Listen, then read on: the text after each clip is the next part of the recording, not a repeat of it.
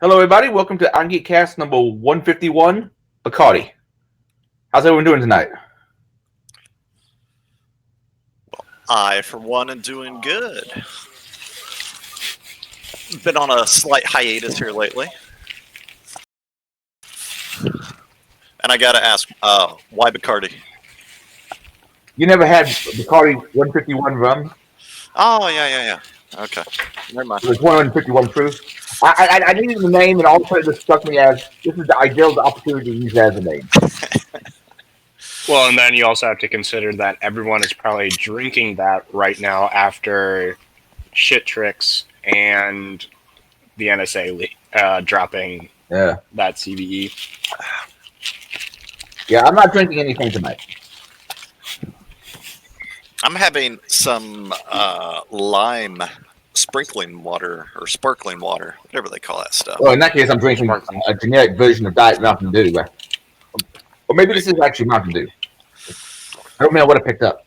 I just grabbed the bottle and Nice. it was the yellow stuff. Good old Yellow 5. Oh, yeah.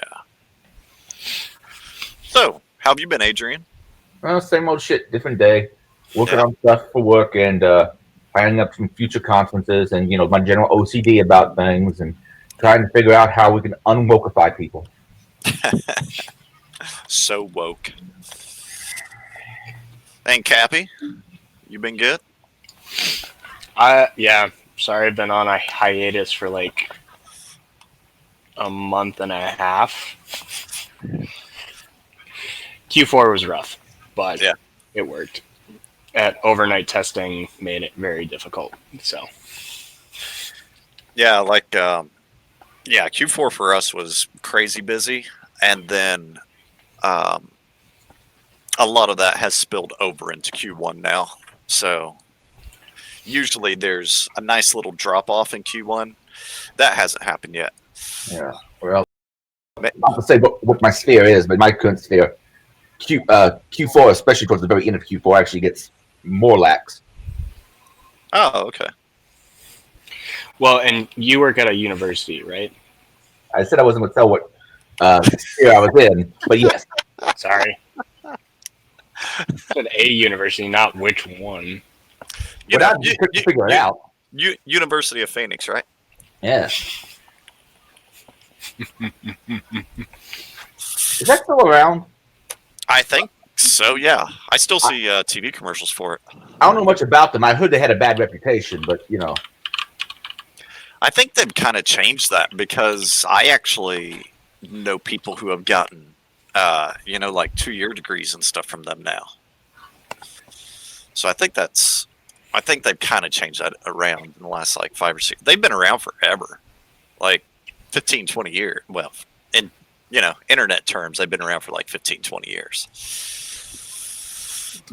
Yeah, they're still a thing. I've never seen ads on TV from them, but I haven't watched terrestrial TV in a long ass time. Founded in 1976. Wow. Well, not in their current state, but do they actually have like an online campus? I mean, a physical campus? I thought that was like places you could go. I honestly don't know. Yeah, they've got one. Hang on. I'm assuming in Phoenix. I hope. Yeah, actually, hang on here. Only 2-year college I've ever been to is Ivy Tech. I got my other degrees elsewhere because Ivy Tech, last I checked, only had maybe they have a 4-year degree now, but I think they only had 2-year degrees when I was there. Yeah, so there it is. And by the way, all of those 2-year degrees Wow. take 2 years. So, guess it's a thing. I got a 2-year degree like 20 years ago. I think it took me about 2 years. I know my 4 years degree took me about 7. Oh. Well, dude, I went into no student loan debt, man. Yeah, that's nice. I know a guy that has like $100,000 in student loan debt for a degree that's not as useful as the one I got, and and also I did that in the early. I graduated in the early 2000s, so I tuition was lower then, and I didn't go to a great big school. dude, I'm wondering what some of these people who rack up huge student loan debt, are they actually calculating in their head, this is how much I'm going to be paying when I get out, and this is what the job market is for the particular field I'm going into? Oh, no, don't worry about that. Bernie's going to take care of that, right? Fuck that. How does that work if you've already paid off your student loans, but other people haven't? How's it fair that you don't get some kind of reimbursement? Not that I say that's fair either, because then that's a huge tax burden. Yeah. Yeah, I mean, because I came out, I took student loans, but, you know, it was a 2-year school. I came out maybe owing $2,000, and I think I had it paid off within like 5 or 6 months after I was done. But that also wasn't a 4-year college. It didn't cost $25,000 a semester to go to, which I think is outrageous. It was cheap. Well, let's just say I know someone who has about $100,000 in student loan debt. I tell them we should probably pay that off, and they say, "Well, I don't know who to pay it off to." I said, "You better figure it out. It's accumulating." And they're like, well, "I'm hoping it will go away." And I'm like, "Think about it. I'm more libertarian. This particular guy is more Republican." Yeah. So I'm like, "You're like Republican. You post Republican memes all the time, but you're hoping for someone like Bernie to get in so he's going to forgive student loan debt." Yeah. I mean, dude. And he really doesn't have to worry about it all that much, because if he doesn't start paying on it, they will definitely be contacting him. So he will find who has that and who will be receiving his funds here very shortly.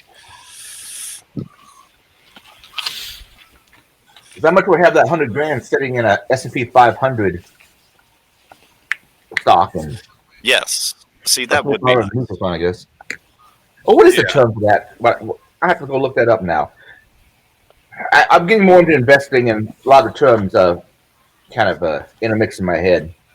It's not like a mutual fund, but it's like an index fund, I guess is the correct term. Mutual fund?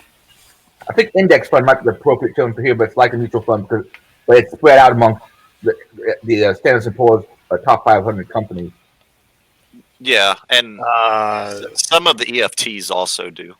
Isn't that an S&P? And that? Yeah. Anyone that knows financial stuff, start DMing Irongeek with all your financial tutorials. As well as your social security numbers. Yeah, and any bank accounts or anything so that he can invest in them. Yes. Yeah, so he can invest in them. Yes. Yeah. Whether it's positive or negative, that's up to him. They've been doing well this year so far. They did really well last year. All right. Yeah, all my retirement investment stuff's been doing freaking awesome over the last, 2 years. Mm-hmm. Very, very nice. All right. Do we have any announcements? I don't have any. ETF is the proper term. Equity something. Yeah. Equate the financials. Yeah, exchange traded fund. Yeah, ETF is what I mentioned, because a lot of the ETFs you can get commission free, and there's tax benefits to having them too, so they can be very nice to have within the portfolio. Yeah, I need to invest a little bit more, but I usually wait to the end of the month after I get a paycheck. Yeah. As well as you can find a lot of ETFs that still have dividends. A lot of the oil companies are ETFs or ETF based, so they can be good. For sure. Yeah. I just found it really funny when I looked at my paycheck and was looking at deductions. I'm like, oh, I threw a lot of money into investments. Okay. Oh, finally. First time ever Caprico did something intelligent. Good job, man. And see, that's why you're here, right?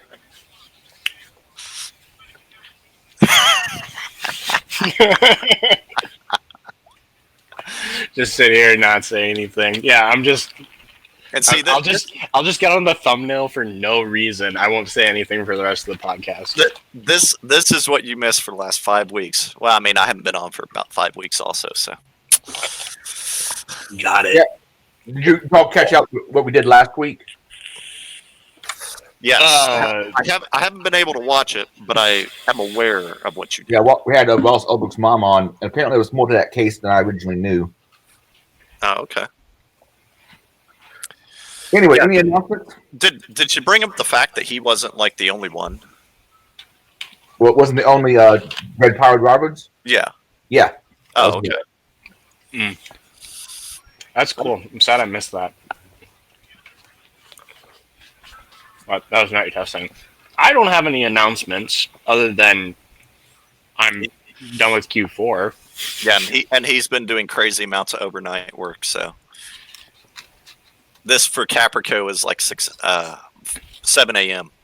Yep, pretty much. It's like I'm back in Europe again.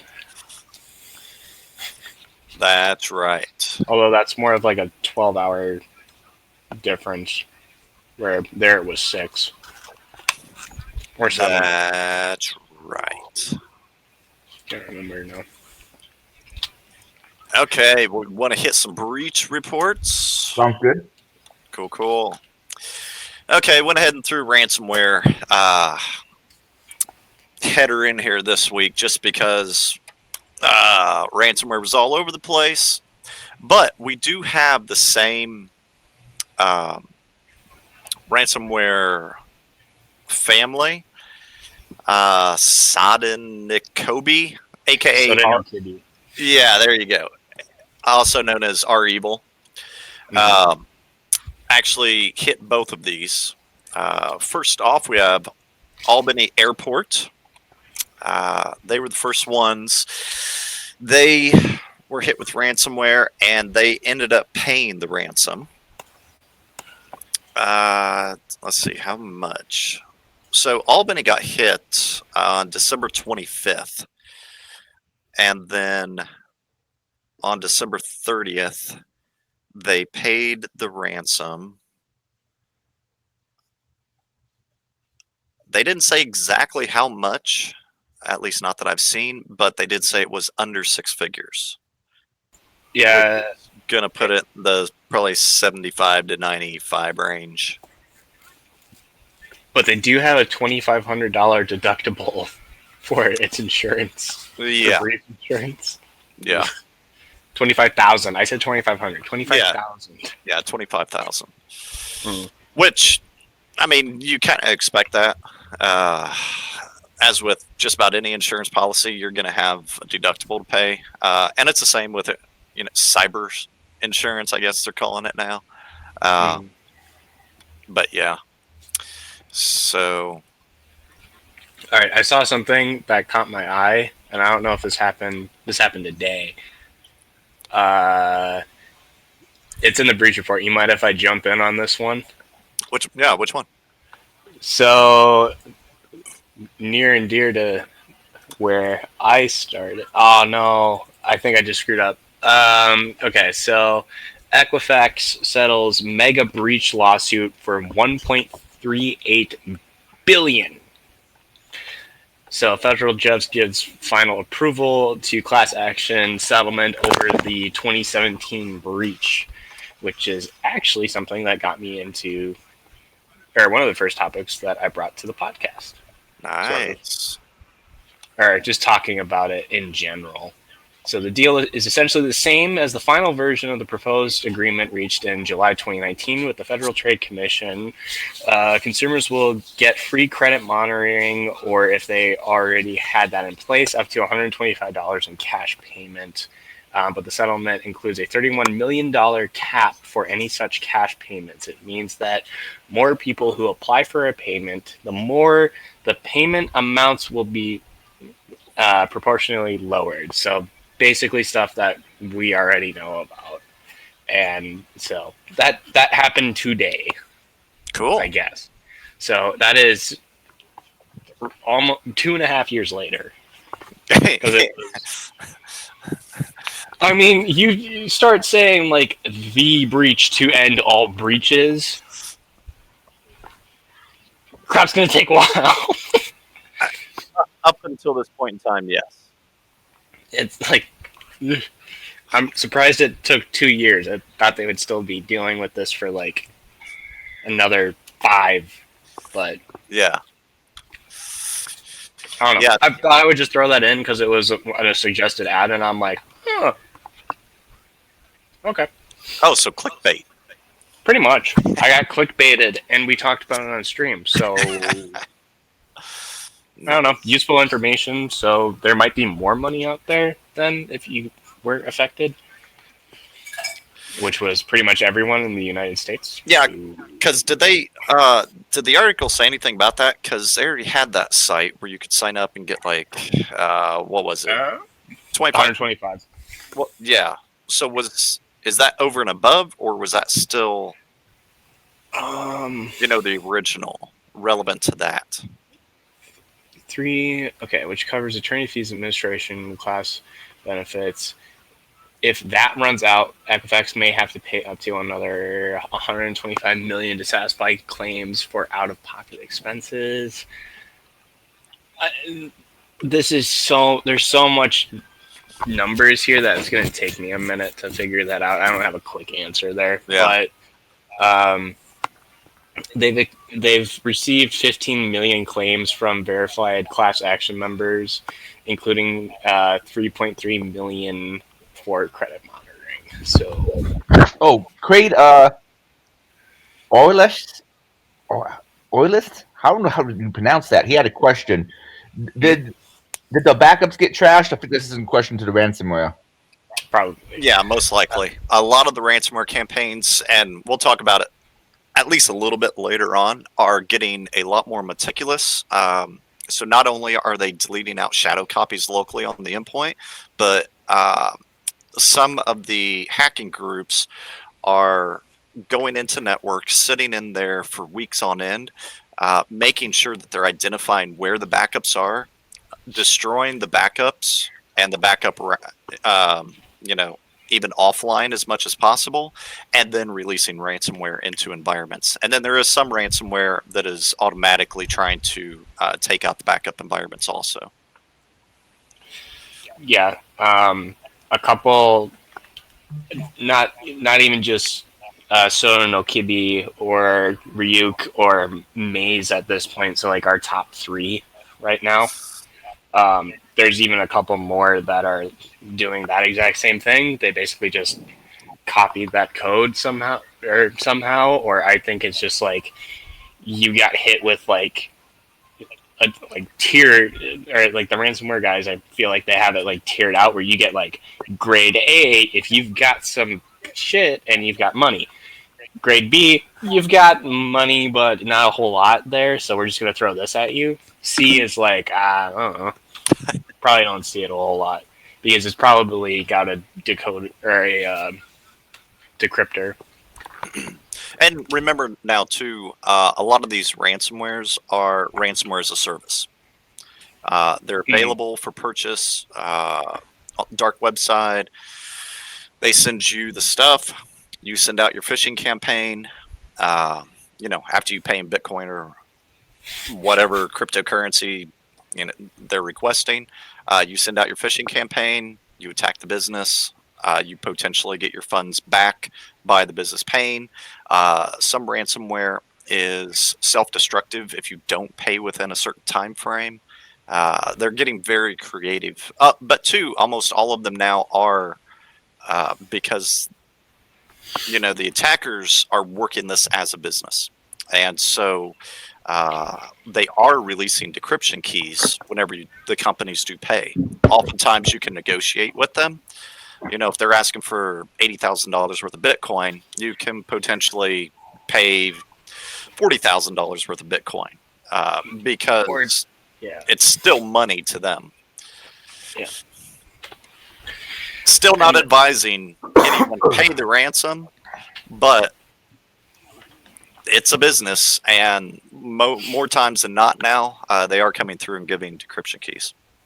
The other funny thing too is they do have tech support as well. So Yes. like when you go and buy, when Israel says they are set up like a business, they are set up like a tech company. They've got sales, they've got IT, they've got support staff, they've got like everything. They've got all this stuff mapped out. So. Yeah, it's crazy. I mean, because you think about the mafia, and the mafia was always very business oriented. You know, there's different levels, there was hierarchy, everything, and we have the exact same thing. Not necessarily the mafia anymore, but we have the exact same thing in this type of organized crime on the tech side. So it's no longer just that single hacker, you know, trying to release ransomware into an organization. It's a single hacker reaching out to an organization that creates ransomware, you know, to send it out, or a group who purchases it to send it out against a victim.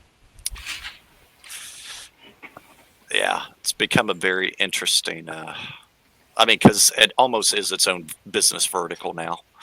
Mm-hmm. Okay, what do we have next? TravelX says ransomware recovery is still underway 2 weeks after the global blackout. I think they went down December 31st. Yes, they went down. They got hit with the same ransomware December 31st. But their ransom amount was $6 million. And they are restoring from backups. It is restoring internal processes and issuing refunds to customers where appropriate. But they are now starting to come back up. But they have 1,200 locations in 70 countries with a heavy presence in global airports. That's one way to make it past the checkpoint. Their stock actually fell. This is one of the few cases. Most of the time, stocks here lately have not been affected all that much, but theirs fell by about 6% in days following the attack. But they are hopefully over the hill and starting their descent to be back fully up and going again. And I'm sure we'll see them start to invest heavily into information security, detection, all that fun stuff. Because just putting defenses up is no longer good enough. You know, in fully automated security solutions, change a couple bits, you have a new hash, you have a new signature, and you're still going to bypass the majority of detections. So you actually need to be monitoring your environment. If you can't do that internally, find another company who can, partner with them. But that's where we really see, you know, kind of bringing ransomware and other malware strains to a halt, at least quickly, reducing the footprint, reducing the impact to organizations, and move on with your day. So it's much better to wipe one or two systems than to have to redo your entire organization. Yeah, that is for sure. Oh, and get pen tested. If there's bleeding holes in your environment that a script kiddie can make it through, script kiddies are going to be making it through. Get your pen tests, get the easy stuff out of the way once your security posture increases and you mature. From a security perspective, you know, do a purple team assessment. Come in, have a red teaming assessment done. You know, let them pull out their bag of 0 days and just blast your environment and see what is fully detected and what isn't. Also, to like go off of that and getting some more controls that are looking at what actual processes are running in somewhat real time. Mm-hmm. That's helpful. Been having some fun with Carbon Black over the Q4, which has been fun. Although you always have to remember, if the Carbon Black agent or any product that you're using, if that agent is not installed on the machine and that machine gets infected, we have no idea. So, yay. I didn't have a conversation like that at all. I'm sure not. Yeah, I'll say my comments on that one until we go offline. Yeah. I've had lots of those conversations. Mm-hmm. To add on to this, I saw this last week, and it wasn't, I don't think you guys talked about it last week. I couldn't see it in the show notes. But so did R Evil. See, it's so much easier, isn't it? Yeah, Why yeah, don't they just keep saying R evil? Yeah. Wasn't it Ryuk at one point, or it was like a or like an offshoot of Ryuk? Yeah, I think it's an offshoot of Ryuk. All right, we'll call it offshoot Ryuk from now on. Ryuk minus. So this article that I put in the show notes, this came out last week, 6 days after the breach, and I believe they were saying that Soda no Kibi also stole files and are holding those hostage so that if they don't pay the ransomware, those files go out onto out public. So it's kind of taking out of what we saw with. I think Maze also did this last week too, or a couple weeks back. I think a couple weeks back, Maze did the same thing. So I was like, huh. Also, TravelX had Pulse Secure VPN open the internet. I shouldn't laugh. There's actually a lot of companies who do. I see that very often. Mm-hmm. But they are just one who do. So I like how the screenshot is of a Windows Server 2008 R2. Yep. Last day or yesterday, end of life. Yep. RIP. Python was end of life January 1st. Python 2? Python 2. Yeah. Been around for 10 years. Python 2 is great. I don't know why people haven't switched over. It's Python. It's really easy to write. Honestly, like whenever hell. Yeah, like whenever I converted my stuff from 2 to 3, it really wasn't that bad. I mean, there was a couple things that was a pain in the ass, but there's a script that actually does it for you. Like in most Python installations, there's a thing in most people's path called 2 to 3. Yeah, and it's like super like. Usually, it tells you most of the stuff you need to do. It goes through, and I think on some programs it'll even just do it on its own. Like it's not even that difficult. Yeah, I had a problem with a certain graphics library I was using. It's a GUI library I was using. Was it Easy GUI or something? I don't remember. Yeah, I mean it's like that, or if it's like a bunch of commercial packages built on top of each other. But most of the stuff on like the Python package index that's still being maintained is already switched over long ago. So there's not that much keeping people back unless they're using some really crusty software anyways. Well, we're on 3.8 now of the official release, like not in beta. Yeah. And there's a lot of, even just from not even a security stance, there's been a lot of performance upgrades that I've seen. So I'm like, upgrade stuff, less time to do stuff, faster code, hopefully. So all of your dependencies anyway. I can't say anything for other code. Nice. I would like to say howdy, Charles. I didn't want to. I didn't want to interrupt.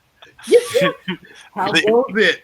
Wait. So, are you going to be the interrupting bandit? Ooh, look at you! Interrupt. Oh my goodness, man! Woo! How goes it? It's going well. How have you been, Charles? I've been doing pretty good, man. Been staying busy, head on the swivel.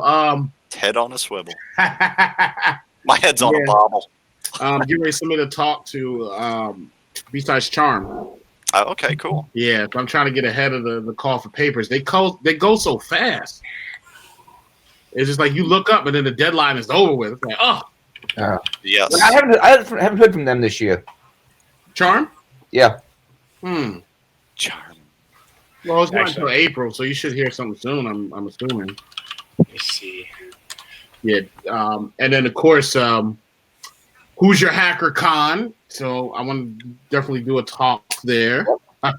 I don't know.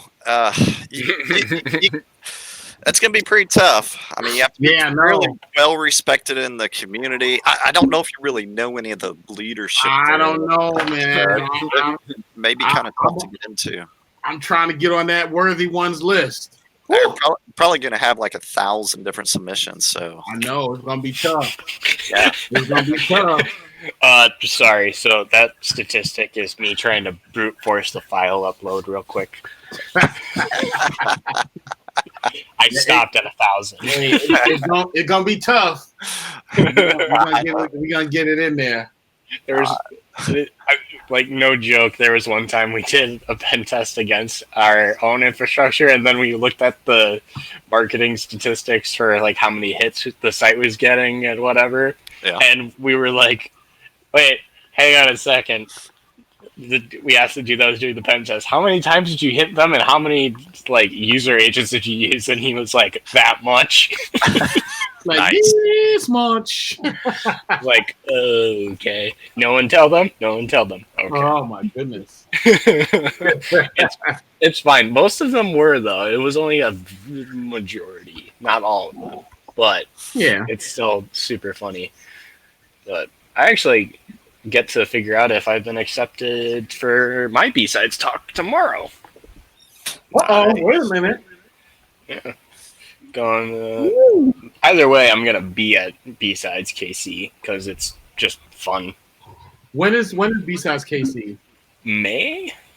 Is that an answer or a question? I know, May. right? May? Hello. May 8th and 9th. Okay. So it's May 8th and tickets went on sale, I'm assuming. Tickets have not gone on sale, I think. Okay. Tickets are $20, but registration is not open yet. Okay. And students are free. So Charles, go enroll in college again real quick. Oh my! Do you think they believe I look like I've been in college? They wouldn't believe. If you have an ID. Yeah, you're a continuing education. Yeah, well, if they believe that. I think that's what they call the old people, right? Continuing education. Dude, a lot of old people in my local community college. There's a lot of people who are way older than you, man. Yeah. I just don't. Sometimes I just don't think I look like a college student. Charles, you're never too old to better yourself. This is true. And see, that's one of the things I've been wanting to point out for a while. It seems like you've been stagnant for a couple years. You don't really like stay up at night and learn or do anything like that. So it'd be really good for you to think about, trying to learn something new. I know, man. I mean, like I said, going to bed at 8 o'clock, and I know. Picking up the house shoes. Eating that sundae with hot fudge on it every night. Oh my god! Yeah, it's just. I mean, how can you turn it down, man? I mean, it's okay for a short time, but that's going to have some long-term, consequences eventually. Yeah, and I'm trying my best to fight it. It just won't let me go. It screams, "Give me the beat, boys, and free my soul. I want to get lost in your rock and roll." Yeah, that's another thing. All you do is listen to 70s music. There's all new stuff out there. There's even stuff called rap now. You should check it out if you like it. There's alternative and rock. There's country actually died off, so it doesn't exist anymore. But yeah, there's a lot of new music. You should really venture out there and be happy. That's what I was. Well, I love that 70s rock and that heavy metal. Like that. It's just something about that. That's that. You know what it is? That 70s, 80s rock. It just makes you want to just buy a car that has a drop top and just drive in the desert at 90 miles an hour, just screaming. Yeah. Yeah, I was actually looking at a 78 Firebird the other day, thinking, I could probably afford that. I'm telling you, and you just you just pick that one song, that just make you go crazy. Maybe some Aerosmith. You know, Yeah. I'm telling you, you listen to that song, you be like, oh my goodness. Get And some then, Doobie you gotta have that perfect outfit, or take it back even further. Some Manfred Mann, the Earthman. You be like, blinded by the light. I'm revved up like a deuce, and then another in the night. Woo! Oh man, you do that? Oh man, yeah. What can you do with that? That song gives me chills, and Man. especially when it start hitting. Oh man! And then if you really want to just take it to another level, left swing, you go purchase Cap music. That no. Yes. I was waiting for that for like a good solid 5 minutes. Hey, I was like, don't do it. Don't do it. Hey, a lot of people like your music, man. A lot of my friends like your music because it's in my rotation when I'm driving. It's not really driving music, but sadly, but no new stuff will be. It is because it's music that makes you think. It puts you in a trance where you just think, and you. Actually, what music? Cap music. If you listen to like Cap songs, Oh, okay, yeah. Like the music just puts you in a trance, but in a good trance where you think about. Even though people may look at it on the outside and think that the music's dark, but if you listen to it, it's actually a ray of light. It's a reversal. It's a reversal. So okay, when I'm looking at it, like, if you're listening to the music and you're listening, you keep listening, you're looking around at nature and you're looking around. It's kind of like watching the seasons change, but you're still standing still. Are you okay, Charles? Oh yeah. I didn't think this much about my own music. I'm a fan. Here's the thing. I'm a deep thinker when it comes to like music in general and how like the different drums and the different sounds and the different like bridges play. Like I actually listen to all of that like in my head as the music playing. I can hear if you're playing like acoustics in the background, if you're playing like if you have like any extra sound in your music, I can actually hear it and it's all going at the same time. It's Charles, yeah, Charles is like the true to life time machine. You're the guy sitting in the time machine, and whenever you crank it, you're watching everything move around, and you're going back, not a hot tub, 100,000, not a hot tub, like the time machine. Yeah, I know.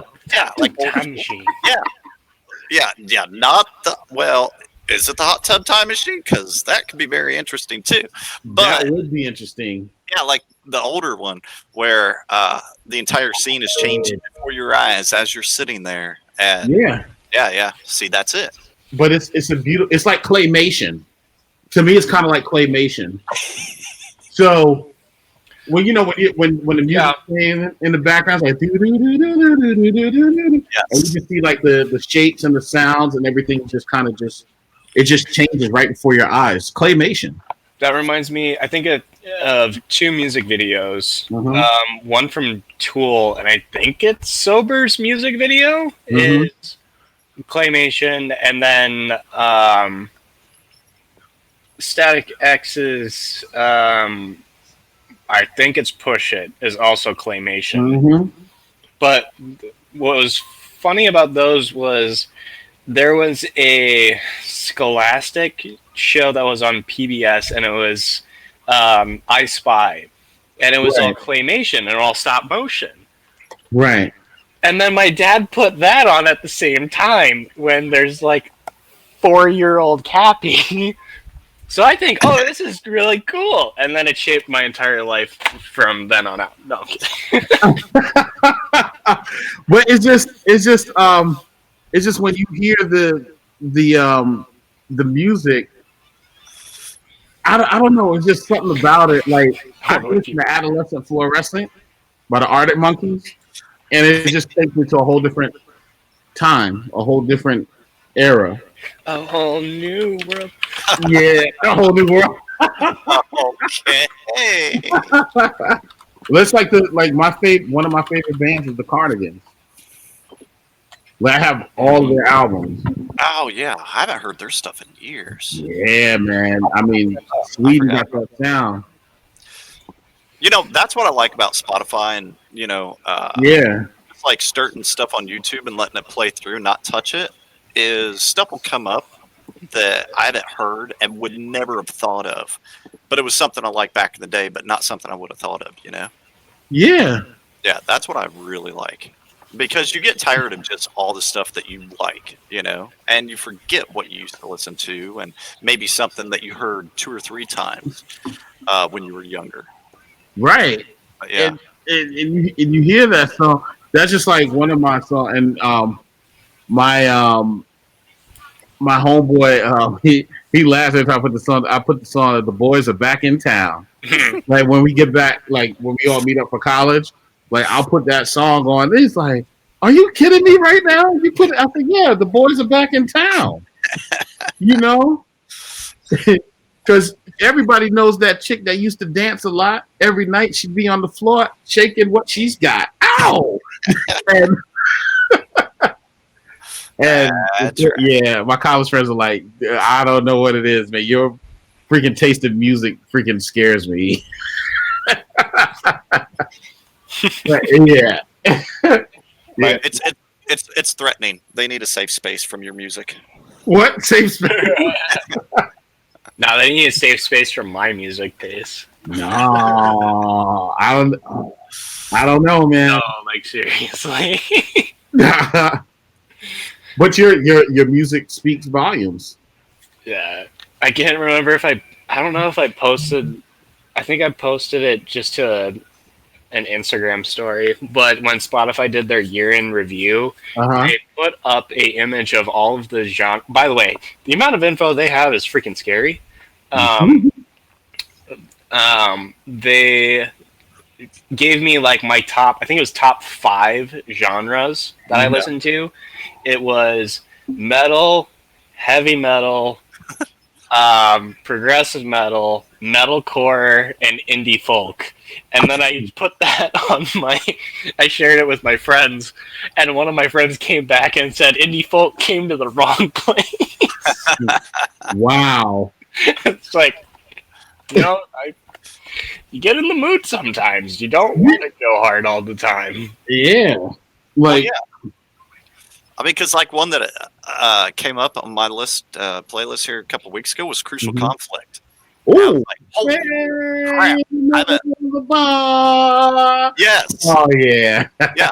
And I hadn't heard that in, gosh, in a long 30 plus time. years. Yeah. Yeah. But it's just music. Like I never. It snowed here a couple of days ago, right?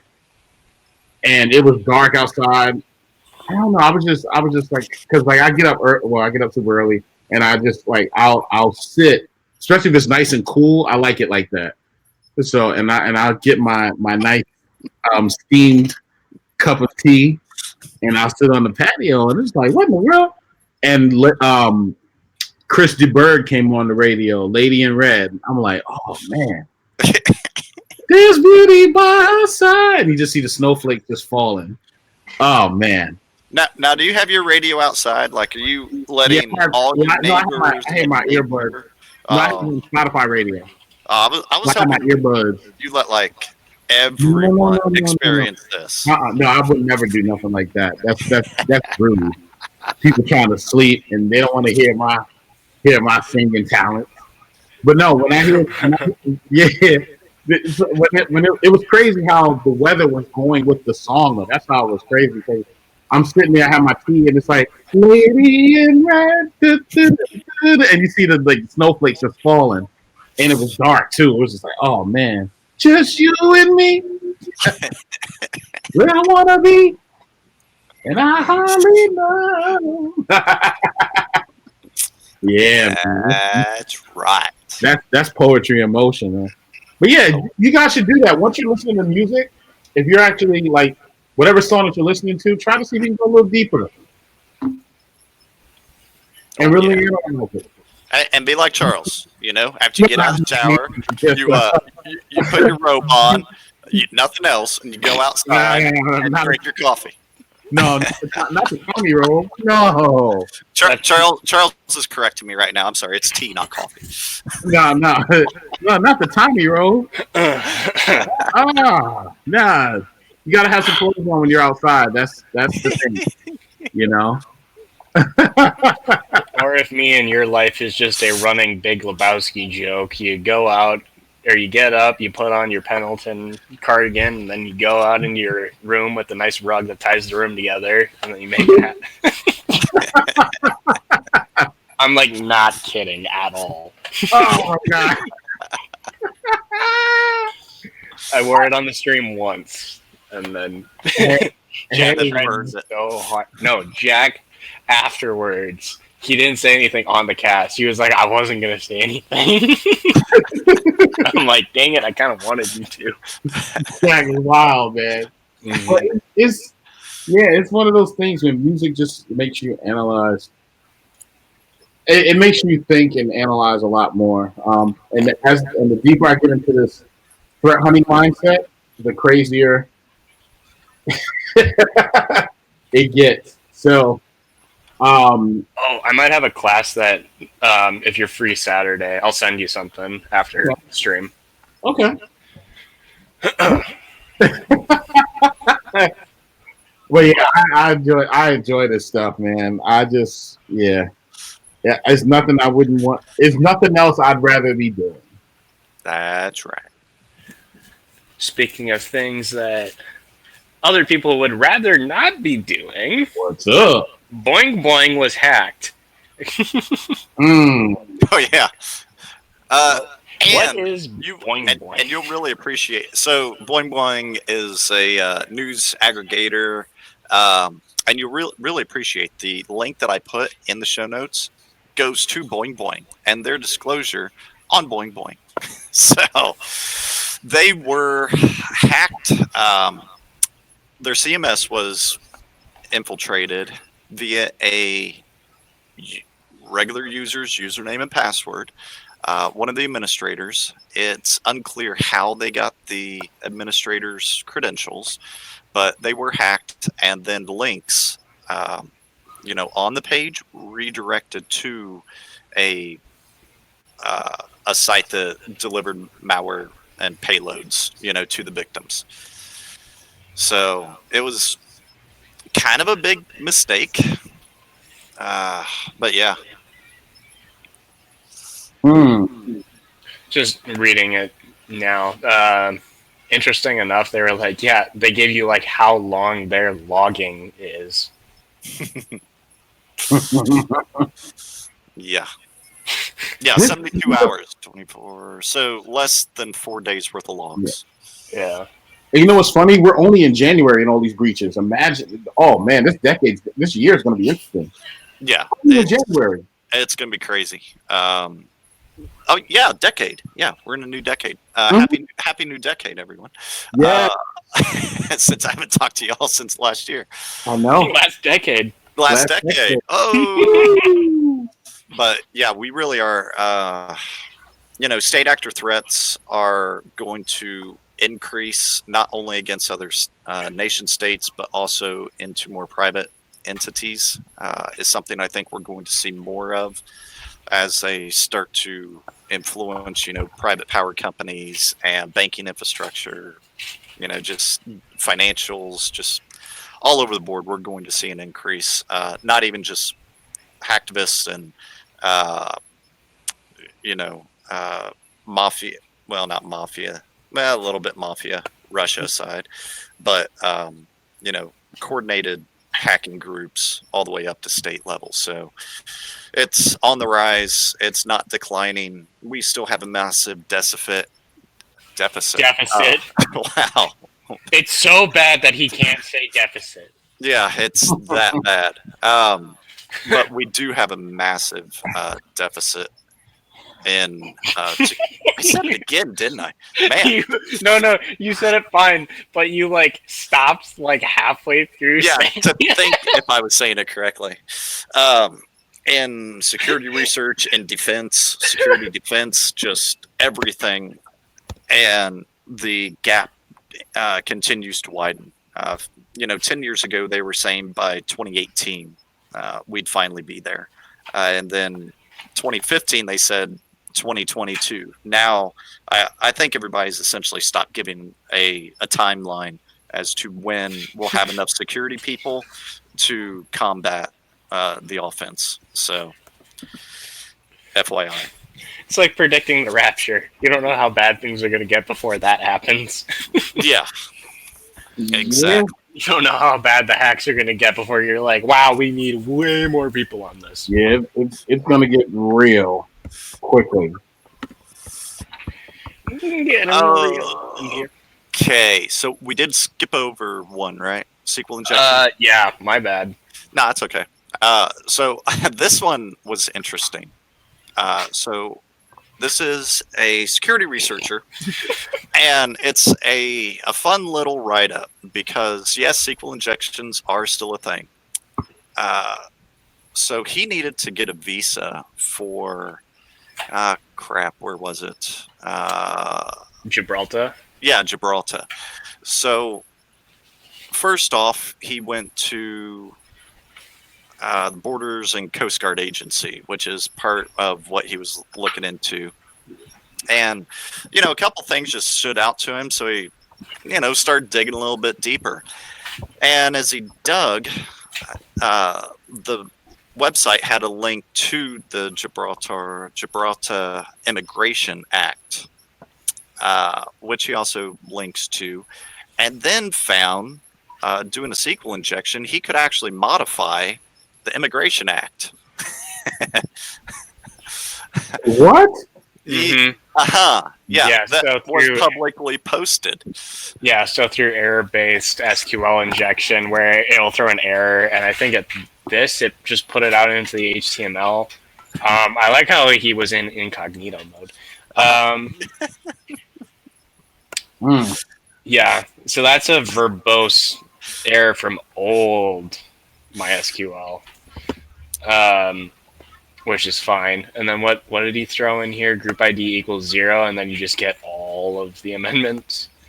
Yeah, but this essentially gave him the ability. He could have gone in and rewritten everything within their public-facing act, and they would have never had a clue. Until somebody actually read it. Yeah, so he just threw SQL map at them after he did a bunch of manual testing, it looks like, and grabbed pretty much their entire infrastructure or database infrastructure. Yeah. And then was like, okay, cool. Now let's just throw SQL map at them. And then he actually grabbed passwords and cracked them, and yeah, went ahead and is this him logged in? That's funny. Yeah. So they have taken all the affected areas of the site that at least were identified offline. So until a time that they actually get it appropriately coded out correctly. Mm-hmm. But yeah, I thought this one was very interesting. Because we hardly ever get to talk about a SQL injection. And so that came up. It was tied to an interesting subject. I'm like, heck yeah. SQL injection, it's always fun. Yeah. And they are not dead. They are still live. Oh, yeah. Well, it's a lot of stuff that's still live. Like, it's just like with some people running SMB version 1 and NTLM hashes in version 1. So, it's out there. Yeah. What about just LM? Ooh, if it's just LM, you know what? Just quit. Shut the business down now. Shut it down now. With no salt. No salt. No. Shut it down. Isn't LM without a salt? Yes. That's what I'm saying. Yeah. Like, Yeah, 14 characters. LM, Wait, 14 or 6? Yeah, 14 characters split in Yeah. two. LM And you can, and NC hash. yeah, and you do. I mean, it's not in today's day and age. It's not even worth doing a rainbow table against 7 characters. Even a video card on your laptop is going to be able to crack 7 characters in an incredibly short time frame. But yeah, if you're still for some ungodly reason using LM, find another job, because the business obviously is not putting security in mind at all. And I bet you'll find it in legacy spot. Yeah. Oh, But even if you do find it in a legacy spot, what's about? So Charles, if you were designing something, what would you do to still be able to have that legacy production system up and running, but increase your security posture from an architectural perspective? From an architectural perspective, one, I build around it. So, okay, say if you have something that's like legacy that has to run on, say, Windows 2008. Yeah. Right. Wow, I was thinking like real legacy, but sure, yeah. I mean, it's legacy because it's not supported. Let's go. Because I see places that still have 2000 in place. Yeah. So, okay, Let's go. we want to go real legacy. Okay, say Windows 2000, right? Yeah. If it has Windows 2000 in place, first and foremost, I'm building around it. Like I'm putting that on its own subnet. Yeah. And that subnet, that VLAN will have very, very limited traffic. I'm talking about ACLs of God on that VLAN. And only people who have access will be locked down by their MAC address. They have to be wired in. If they're on the wireless, they're not getting to it. Yeah. You have to lock it down to that extreme, because if you don't, you're just leaving a sign that just says, "Hey, road right here. Just come on in." Yep. You have to lock it down to that extreme until the people or persons finally just says, "You know what? Enough of this tightly security stuff. I need to get with the modern times. I need to move this project off of this legacy platform and into a more modern setting." But if you don't, you make the person or persons think that it's okay. Just continue running and not make any changes, because out of fear of breaking something and not be able to support it or fix it, because the developer that they had that originally wrote the code for that legacy platform has been either dead or long gone on to something else. Probably not even in IT anymore, because they've been out of that job for like 15 years. No, they went on to consulting. Yeah, okay. We'll do that. We're not the consultant. I'm saying dead. That's extreme. Yeah. But, now that's at the network layer. You've spent some time in AD now. Do you have? I mean, because I've spent stupid amounts of time in AD. We'll see if you get where I'm thinking on the AD side. Do you have any thoughts AD side? AD side? Yeah. Disabling SMB, disabling it from. I would not.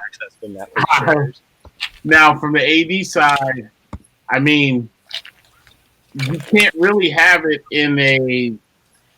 unless you turn on the legacy settings in your modern domain controller to even support that. If it's Windows 2000, I would have that as a standalone server.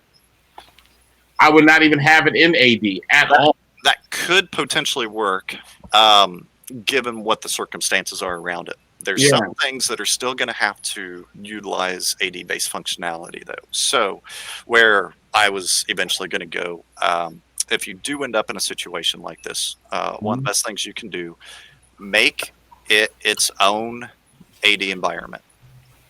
That's all you can do. Separate usernames. Have a trust between the two domains, so there's still accessibility from your regular user base. Jump box over to it. They have separate creds within that domain, but you lock that down. You keep that completely separate. You have your forest level. trust, but nothing past that. So usernames over there absolutely do not work in your primary environment. And I've done that in the past with legacy equipment. And that's worked fairly well. Very locked down, as Charles said, ACLs, VLANs, even down to physical firewalls being in place and in line, and not even necessarily virtual firewalls, actual physical, like cash registers, POC devices, and having them behind a physical firewall, same type of mindset. But then if you can virtualize your legacy equipment, do it. Just throw it onto a dual pancake box setup, with ESX or Hyper-V, preferably ESX. Have your localized DCs on there. They have their Active Directory environment there. Your legacy box is virtual. It'll run forever. Have backups on it, to a localized SAN. Keep it all separate. So another thing too, and going virtual kind of negates this, but just if you still have it on like an actual physical server or whatever, disable the ports. Because I'm like you have to because you don't, you're setting yourself up for some serious hits. Yeah. And I would say use ACLs at the OS level. I mean, you really have to harden the OS. Yeah. Take advantage of every security feature that legacy box has in place. Yep. Because if you don't, you're setting yourself up for. I'm not talking about an average smack. I'm talking about the Batman smack, the pow with the lights blowing in the background type smack attack. And you don't want that smack. You don't want the people's elbow when it comes to this stuff. You just don't. We talked about Equifax earlier. That was like 1,000,000 times a Batman slap. Oh yeah. Wow! And then it froze for like 2.5 years. Yes. All right. Also, too, speaking of Active Directory, I recently purchased Roster Labs. Why do I know that name? It's the AD environment for Hack the Box. Oh, okay, cool. Yeah. Oh, Rasta Labs. I thought you said Labs. like Roxa Labs. No. Yeah, the Rasta stuff. Rasta Labs. Yeah, so I purchased it. I did it's cool. So it's a $70 setup fee and annual monthly $20. So so they host it though. Yeah. Right? Yeah, they host it. Which is great because if you're traveling, you don't have to worry about setting up your VMs. You just have your stuff. Of course you have your Kali box and you have your Kali box on a VM, and then you just start attacking the AD. I mean, PowerShell works, and PowerShell works. You got your responder, the latest version of responder. See if you can get some creds. See if you can actually look for some shares. I mean, seeing me into that RDP, and then all of a sudden I've got Covenant running a bunch of grunts. Yeah, see if you can do a dump from LDAP and raw LDAP. Yeah, fire up that Bloodhound, get it all together, do some ingestion. Ow! So people know pretty much in the general vicinity of where I live, but I always love to go out and do some Kerber roasting. Yeah, man, gotta get the SPN. Yep. And a lot of times the SPN leads to some interesting stuff. You crack that service account. It's just like it's funny. Kerber roasting reminds me of just opening a typical refrigerator. It really does. It's just like, you know what? Let me open this up. Oh, I see the milk, the orange juice, the apple juice. Oh, SPN. Can I have it? And then the refrigerator responds back, sure, you can have that. Of course. Here you go. Here you go. And with a little icing on top, meaning part of the user's password encrypted. Uh-oh. Is that TDS? Yes, it is. All right. Now, I have two options. Now, if it's running, we're gonna call NTLM version 2 the apple pie, because the apple pie is good. but you got to do some things to it in order to be able to relay it to other people. Now version 1, it's like, oh, pumpkin pie, 'cause that's my favorite. Best ball game. If it's NTL version 1, I'm gonna drop that thing into the deep fish fryer, which is my hash crack rig, and start cracking the hash. Now, if I have version 2, I'm just gonna do a nice little relay, have that up with NTLM relay from this cool thing called Impacket, like packets of ketchup. So Impacket, which is awesome in Kali Linux, another ketchup. Anyway, now that I have that in place, I'm like, I just did a pack to hash. And now I have other parts of the refrigerator. Now the freezer opens up for me. The ice maker starts dropping stuff out there. I got frozen waffles and all kinds of stuff in that refrigerator I have access to now. Now I can get lateral. Now I can do some movement. Oh, wait a minute. I'm part of enterprise domain admin. So that means I not only have access to the refrigerator, I have access to the microwave. I have access to the stove. The dishwasher, so I can clean up after myself.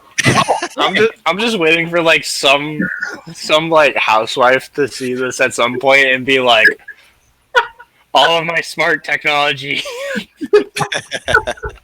Or like in 20 years when everything in your house is automated or whatever. Because it's gonna happen. Yeah. And everyone's just like,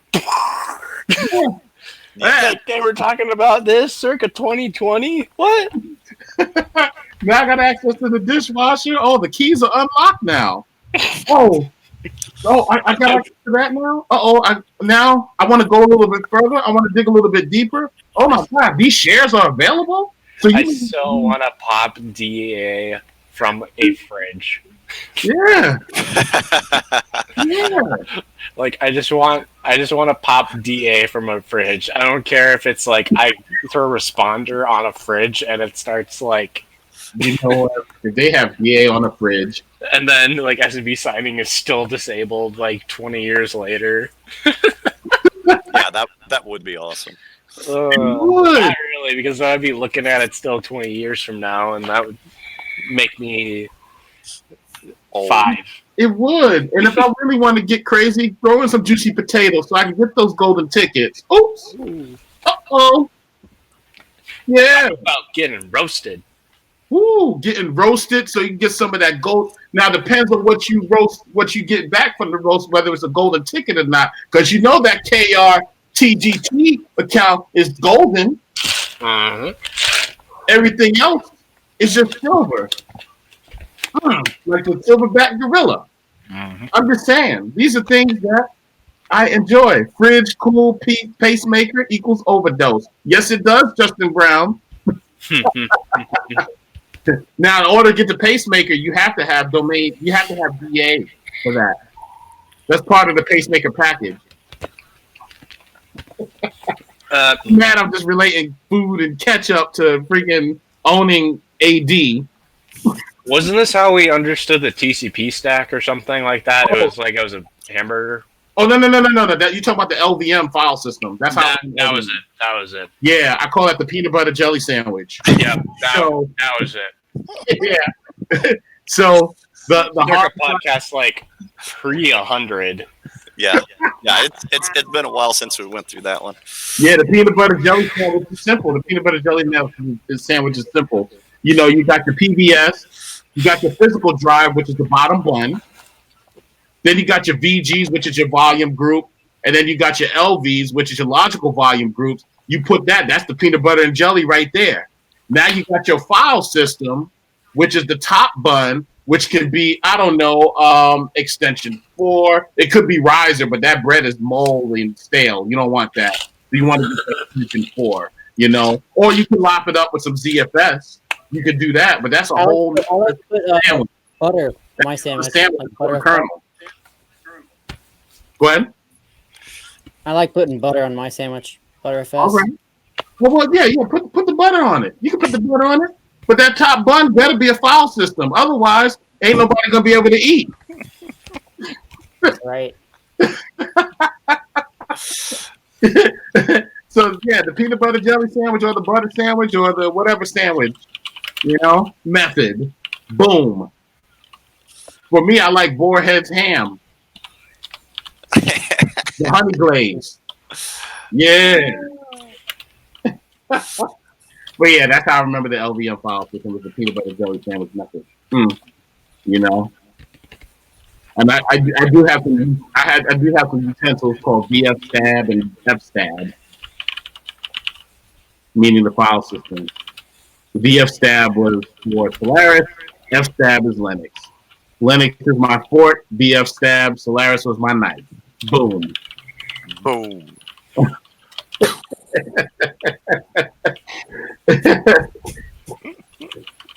Or as my Cube mate used to say all the time, Unix makes me crazy, Linux makes me lazy.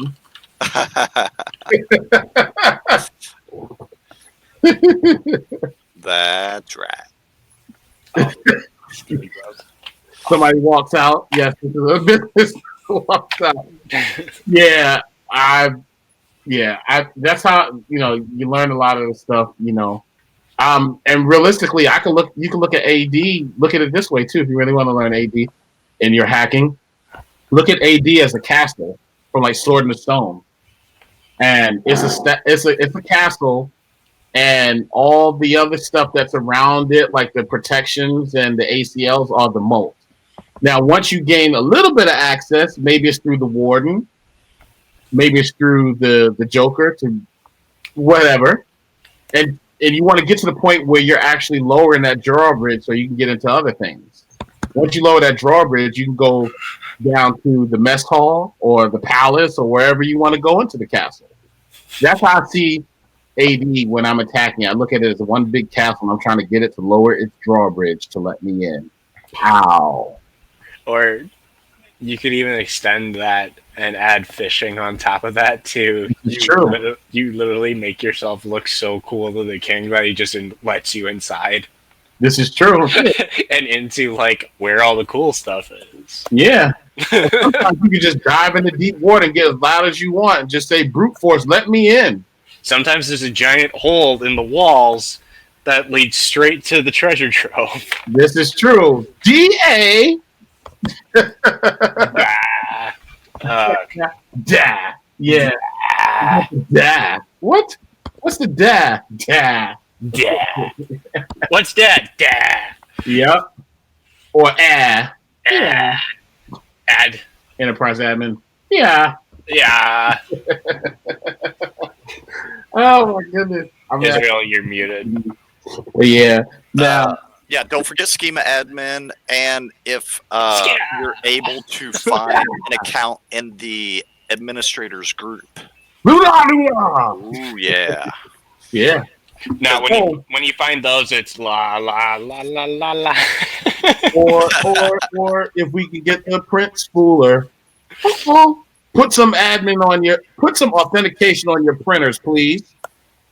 Oh God, that was hilarious when Eternal Blue onto like a mass printer, like a giant printer. That was hilarious. We were like, what the hell is this? And we looked at the stuff running on it. We're like, this is a printer. And then the client comes back and says, hey, get off of those. Those aren't technically ours. They're in the same IPs, but those aren't technically ours. And we're like, what is it? It's like, oh, it's a giant, 6-foot printer that prints marketing material for us. And I immediately was like, no, because I immediately knew ASCII art, went into my boss's mind. Mm-hmm. It's like, no, we are not printing a 6-foot sheet of what I know you're going to put in ASCII art. Oh, that would be awesome. No. Mm-hmm. Yes. You should. I was on site. So no. Really magnificent, like this thing in this picture here. Yeah, it basically looks like that. Pretty much. Yeah. So it's all fun. It's like with web apps. I look at web apps as fun. With all the broth and the whatever it is that you want to add to far, whether it's the jalapenos or anything you want to add to it. And then you're just taking your chopsticks and taking a little bit at a time. And sometimes the flavor that you taste is what you get back from The same thing you get back from a web page when you're manually analyzing it. You send something, you get a little something. You send nothing, you get nothing. You send too much, you get a whole lot of things. Could be a 500 or something else that's strange. Mm-hmm. Usually the 500 usually gives up the goodies. Sometimes it makes you work a little bit harder because it redirects you to something else a lot farther. Hey, Charles. Yeah. I think your talk should be called Story Time with Charles. Really? Yes. That's just one talk. We gotta like section off the whole day for that, though. Yeah. Right. And yeah, whenever you have your story time with Charles, you should go through like 5 or 6 of these that you're doing right now. Hacking and hacking metaphorically. Yes. Hacking ... metaphorically. Yep. Etsy. Or sorry, it should be hacking, metaphorically. Comma Camellia.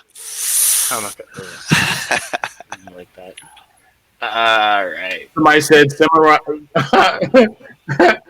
Thank you, Justin. Oh, Charles is the last samurai. I am. He's actually Keanu Reeves. Wait, was it? Yeah, it was Keanu Reeves, right? The last samurai. No, Tom Cruise. Oh, was Tom that one Cruise. Tom Cruise? Yeah, Okay. wasn't it? Yeah. So, Cruise. didn't Keanu Reeves do some Yeah, samurai film recently?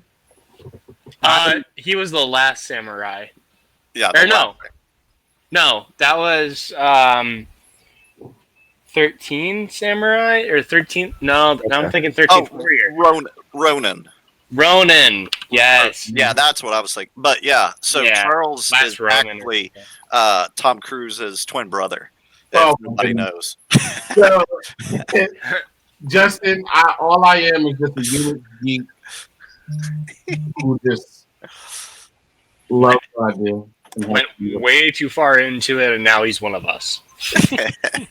Yeah. I've already been gone for a bit. I got this idea for a meme from someone's text post or text image post, and I had to create it. Uh-oh. Nice. Let's talk about that offline. Well, actually, this one's safe for work. Oh, it is? Okay. But Yes, executives do love metaphors. There was one time where I had to explain how a SIN scan took down 30 devices at once. I had to do that like 10, 15 years ago. Yeah, and the way that so there were 2 of us there. Were My all those coworker- devices printers? They were embedded stuff. So, Oh, okay. which, granted, we asked if there were any like fragile devices or whatever, and they said no, and we're like, okay, and then we ran our Nessa scan. Nessa starts sending out SIN packets to 30 different devices, and all of them just went and dropped off the network. And so they were like, okay, cool. What actually happened here? And so first my coworker tries to explain it to this guy as a technical perspective. And then the guy's like, I need it in simpler terms. And I'm like, think of it like you just knocked on a house and the house fell over. A house of cards. Yes. Yeah. I said like a house.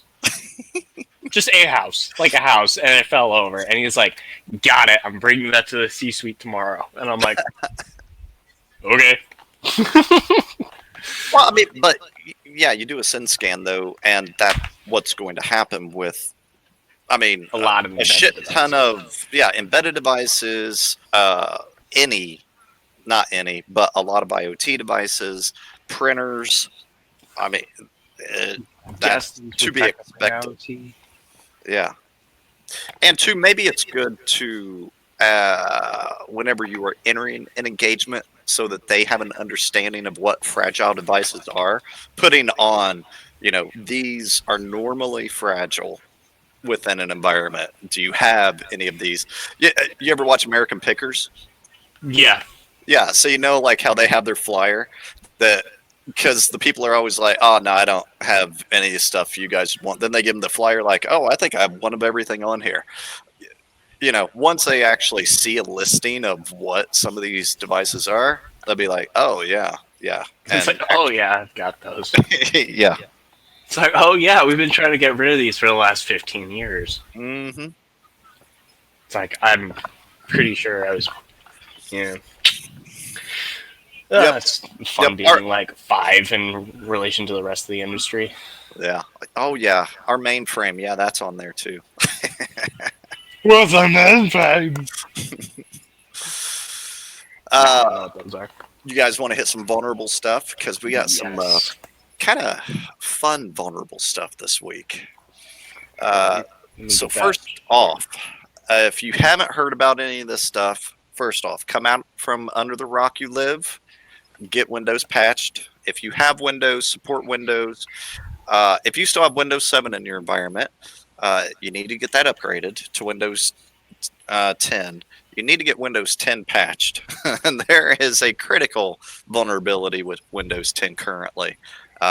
Yesterday was Patch Tuesday, so do the right thing, patch. But yeah, in regard to essentially, and I haven't read all the way through it like deep, but being able to establish a certificate-based trust and kind of forge that trust. And so I can come in as an attacker, kind of emulate, say, Microsoft or anyone else's certificate. Very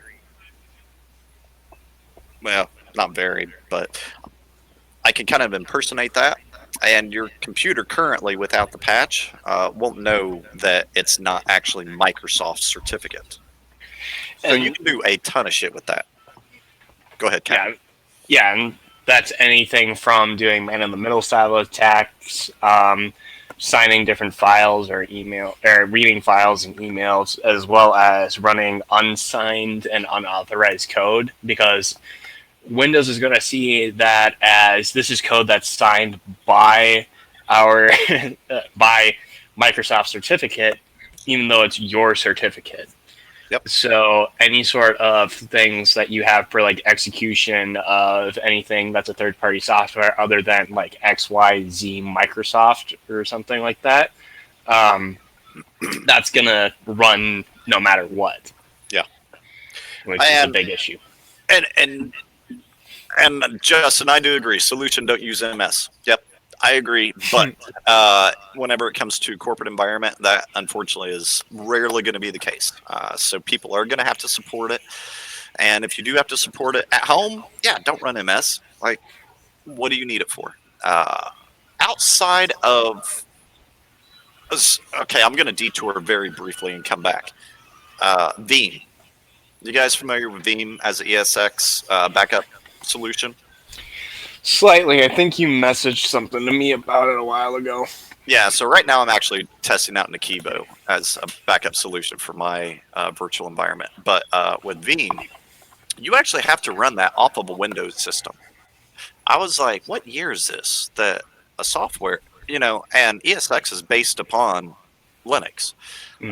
Low level, it's a Linux distribution. I think it's actually Debian. With their flavors mixed in. But then to back it up, then you have to build out a Windows system, install Veeam to be able to back up stuff from Linux. I was like, whoa, what? And as far as I can tell, they don't have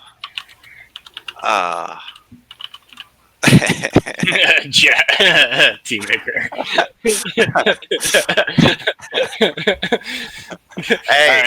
Hey, Teammaker's got to get that bread. Come on. Yeah. Teammaker says, would you kindly stop? I get paid off of Microsoft environments. But, yeah, having a backup solution that's sole purpose is to back up Linux, and you have to run it off of MS Gear, just boggles my mind. So that is my one issue that I have with Veeam. From a product perspective, it runs really well. A couple things can't do that some others can. But yeah, you have to run it on Windows.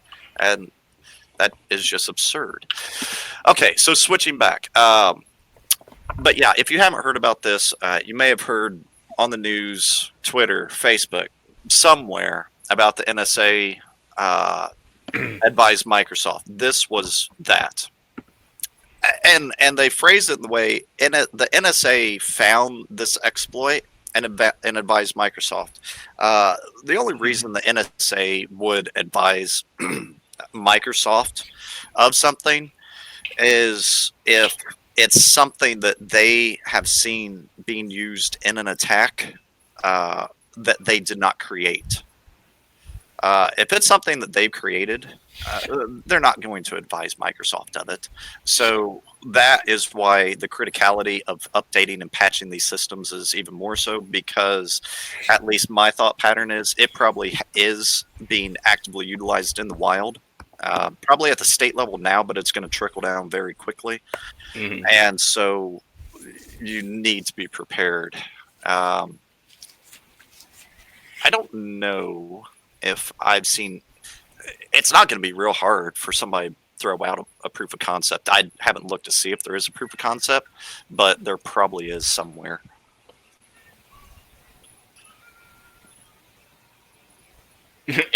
Anybody else got any thoughts on that? Are we still talking about samurais? I guess. All right. So I think we're good there. Citrix NetScaler remote code execution. Oh my gosh! Yes. This was what? Or actually, I'm gonna edit the show notes real quick. There. To Citrix? Yeah, I think so. That's what it's called. That's what people are calling it now. So I actually haven't read this article. I read the code, not the article. Yeah. So the article actually goes over, kind of what the issue is, gives a decent overview of what the issue is, but it is remote codecs. So that is a critical. NetScaler is used at the perimeter of a lot of different organizations. Just a lot of bad things can happen with this. There is actually here, I'll throw it in the show notes. There is a remediation for it. At this point, there isn't a patch, so you have to go in manually. And there's a manual remediation, and I should be able to find it here pretty quickly.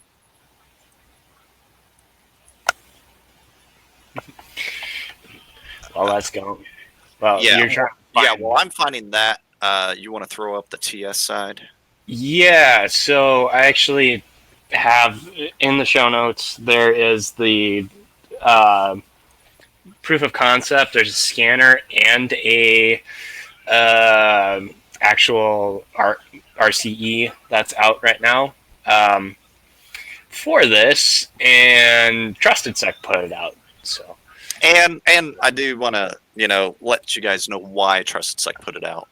So they were actually going to hold back on releasing the proof of concept on this, but an Indian company went ahead and released it. So since it was already public facing, they went ahead and released theirs too, because they did want to allow enough time for Citrix to, try to find a better remediation path before releasing it, because I swear it was like 3 hours after it was kind of publicly announced, like they had this available, ready to go. And then we saw it probably another day or so before they actually posted it up, once the other organization did. But yeah, they had this ready to go, almost immediately. It was fairly impressive. Let me get this up in a text editor because it'll actually look a little bit better. And I gotta make a new window because it's putting Adam opened up my old thing. Uh-oh. So I'm sorry.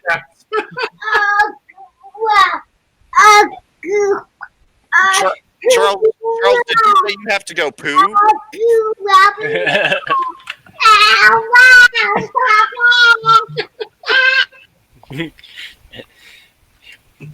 BSD is talking to his phone again. I have to come in now. So let me change this Python, and you guys can't see this yet, but I'm going to change that real quick. And 1, 2, 3, and we have code. All right. So with the POC, this line here, which is called text, is their Trusted Sex boilerplate shell to call back to. So this will open up a port via Python that opens up a /bin/sh onto the Linux box that's running Citrix NetScaler, and it just think of it like if you know netcat, you're just like opening up that netcat port, but you're just running bin bash when someone connects to it. Essentially, where they are doing the main point of exploitation is it's just a object injection onto the XML file or into an XML file, and that object then gets called when you visit this site using either HTTP or HTTPS. And then you basically get a shell doing this. So anything that is in this XML file, any objects that are in there, those will run from the server to then serve up to the website. So it runs on the server. That code then is ran on the server, meaning that it opens up that network port for you to connect to it with your shell. But if you don't want to do this and you're, say, doing an assessment or just doing a vuln scan and you want to verify this kind of stuff, TrustedSec also put out something called it's their CVE scanner, or CVE 2020 some 2019-19781 scan, which will just check to see if that's there and if it's vulnerable. So yeah. That's Shitrix in a nutshell, at least from TrustedSec's POC. Shitrix in a nutshell. And I did find that mitigation document, or the steps for mitigation. So I did include that to the show notes. So if anybody does have NetScaler, actually, I think they've renamed it something new, but for anybody who's ever been around for, more than 1 year, the rest of us are fairly familiar with the terminology for NetScaler. Woohoo! Yeah. But that is in the show notes too. And of course, like with everything, there's awesome ASCII art. I love it. Actually, I have no idea if that looks any good on stream. I'm gonna wait for that to come up. I mean, it looks pretty good from my perspective. It's a pretty sweet looking skull. Giggity. What? Okay. I worry about you sometimes. I think a lot of people do. Oh man. Kidding. Maybe. Or am I? So yeah, that's Shitrix. Shitrix. It's a lot easier to say. Shit the bit. Pretty much. So yeah, and then if you need to mitigate this, in the bottom of our podcast, there is a link to the show notes in the description, and also give Adrian some love, like and subscribe, maybe. Yay! Yay! Woo! All right, Israel, you want to do your spiel on the weekly bulletin? Yeah, not going deep into it, but we try to post this out here on a weekly basis. It's the U.S. CERT bulletin they put out. Goes over a lot of the different criticality of vulnerabilities that exist in a lot of popular platforms. So you can scan through that on a weekly basis. Save this to your favorites. bring it up as your start page. If you're a sysadmin or a security admin, pay attention. Potentially script it out. Go out, scrape their page, bring it back down anytime it hits. Check it, do something. But as always, there's a lot of stuff. The biggest this week are obviously going to be Citrix, end of life for Windows 7, update Windows 10. But it does add some good things in here regarding Cisco, different network types of gear. Just really good to keep up with. So check it out. Look at it on a Monday or Tuesday. Next Monday or Tuesday, check it out again. Try to make a habit of knowing, first off, what's in your environment, and then two, what's vulnerable in your environment, and know where those different deficiencies are, so you can more better address them. Yeah, like this SQL injection that I just found from there for hostile management system. Don't know what that is. It's vulnerable to SQL injection via the ID parameter. So actually the same-ish thing that we saw in that article earlier on SQL injection. Same thing. I think it was error-based. Huh. Yeah. So this is just SQL map being thrown at it, I think. I could be wrong. It's singing the no song. No. No.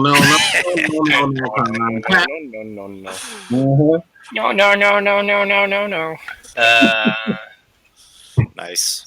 Yeah. And two, there's going to be popular stuff, and then sometimes there's going to be stuff like this on there too. Hostile. What'd that say? Hostile management system. So it's a CMS for something. It got a high vulnerability. Yeah. Yeah. So it was one of the things that SQL injection. There's another thing with SQL injection that's a 10, and it goes to the exact same thing. Oh, okay. So, but equally as bad. So we got 2 CVEs out of that because I think it was doing some. I think they would categorize that as parameter pollution and SQL injection. Because if it's getting reflected in the page, it's error-based. So you could probably do cross-site scripting with it as well. Because if you can do it to where you have, say you do an SQL message and you get an error that gets reflected onto the page and it also includes whatever input you gave to it, then it's a reflected cross-site scripting. Now, if you do it in like a ticket and like a chat system or a ticketing system, and you just throw that in there and that gets stored on the web server, that's stored. So probably some potentially reflective access or cross-site scripting there. There you go.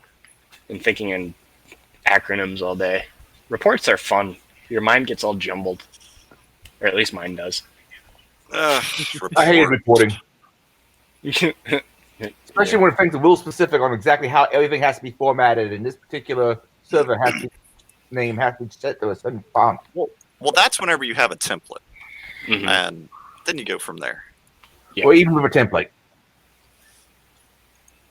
Well, that's annoying.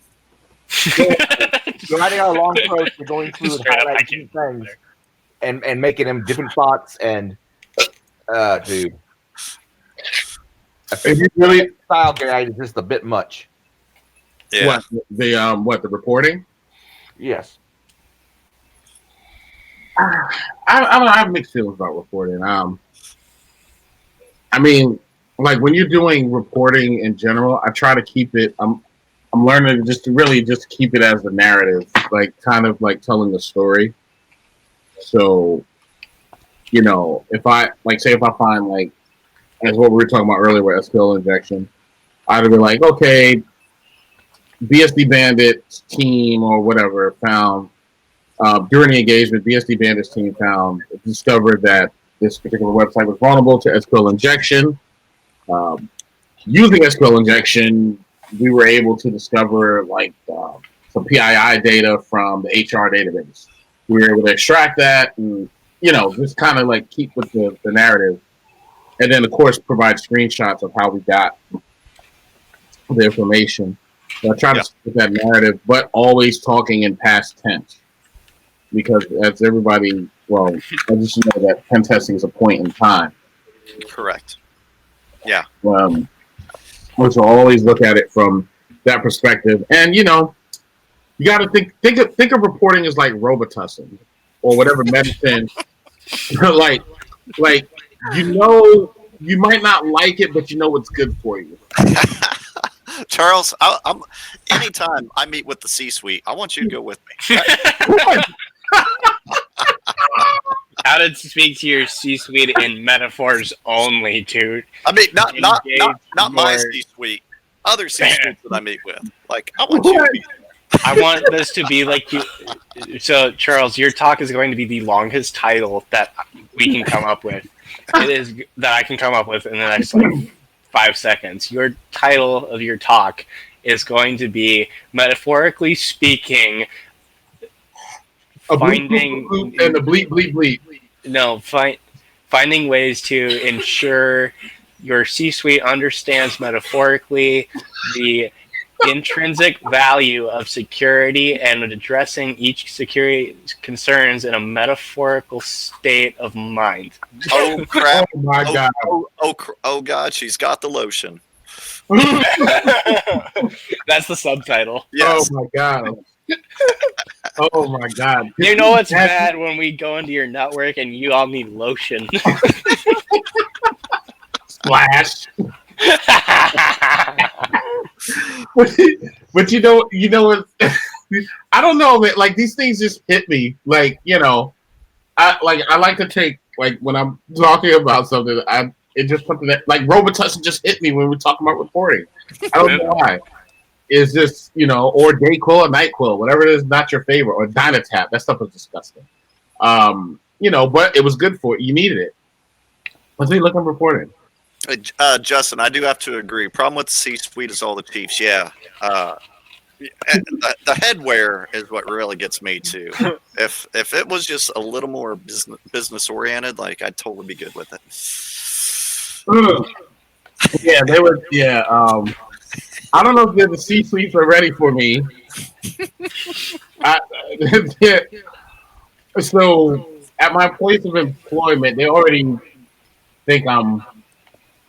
I don't know what they think. Crazy.